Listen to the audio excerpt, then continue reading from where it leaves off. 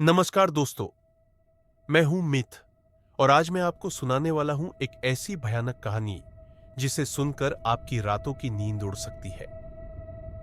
क्या आपने कभी सुना है कि जंगलों में कोई अनदेखी शक्ति भटकती है? कोई ऐसा जो आपको बुलाए और फिर आपको कभी वापस ना आने दे? अगर आप डरने के लिए तैयार हैं, तो चलिए शुरू करते हैं आज की डरावनी कहानी।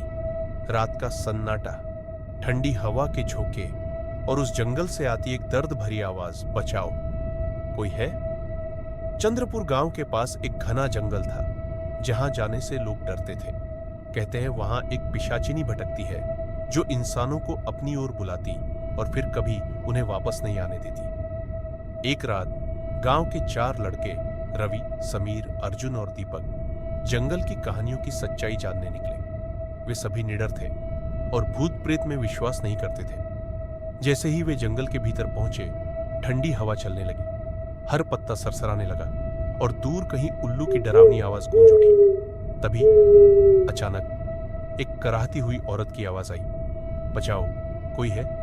रवि ने बिना सोचे जवाब दिया, कौन है वहां? गहरी खामोशी छा गई, हवा रुक गई, पेड़ ठहर गए और एक भयानक ठंड माहौल में घुल गई। समीर ने फुसफुसाया, हमें वापस चलना चाहिए। लेकिन तभी अंधेरे में से एक परछाई हिलने लगी। धीरे धीरे एक सफेद साड़ी में लिपटी, बिखरे बालों वाली औरत पेड़ों के पीछे से बाहर निकली। उसकी आंखें सुर्ख अंगारों जैसी जल रही थी और उसके होंठों पर एक अजीब भयानक मुस्कान थी। दीपक कांपते हुए बोला, भागो!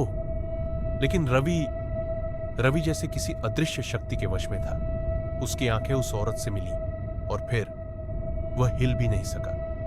पिशाचिनी ने अपनी लंबी काली नाखूनों वाली उंगलियां उसकी ओर बढ़ाई। उसके मुंह से एक सड़ा गला बदबूदार धुआं निकला और वह बुदबुदाई, अब तुम मेरे हो। रवि की चीखों से पूरा जंगल गूंज उठा। अर्जुन और दीपक ने उसे खींचने की कोशिश की, लेकिन एक अदृश्य ताकत ने रवि को पकड़ लिया था। उसके पैर जमीन में धंसने लगे, मानो कोई उसे गहरे अंधेरे में खींच रहा हो। आखिरी चीख के साथ रवि की आंखें पलटी और फिर वो वहां नहीं था। अगली सुबह गांव वाले जंगल में रवि को ढूंढने पहुंचे, लेकिन वहां कुछ नहीं था, सिर्फ जमीन पर जले हुए पैरों के निशान जो जंगल के अंदर जाते गए और फिर गायब हो गए। उस रात के बाद जब भी कोई जंगल के पास से गुजरता, रवि की चीखें अब भी सुनाई देती और फिर, बचाओ, कोई है? अगर कभी जंगल में कोई अजनबी आवाज दे तो भूलकर भी जवाब मत देना, वरना अगला शिकार तुम हो सकते हो। तो दोस्तों, ये थी आज की कहानी।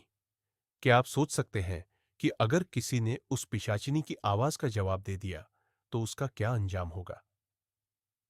अगर आपको यह कहानी पसंद आई तो वीडियो को लाइक करें, अपने दोस्तों के साथ शेयर करें और चैनल को सब्सक्राइब करना न भूलें। और हां, अगली बार जब कोई जंगल से गुजरते हुए आपको आवाज दे तो जवाब देने से पहले 2 बार सोच लेना, क्योंकि अगला नाम तुम्हारा भी हो सकता है। मिलते हैं अगली डरावनी कहानी में।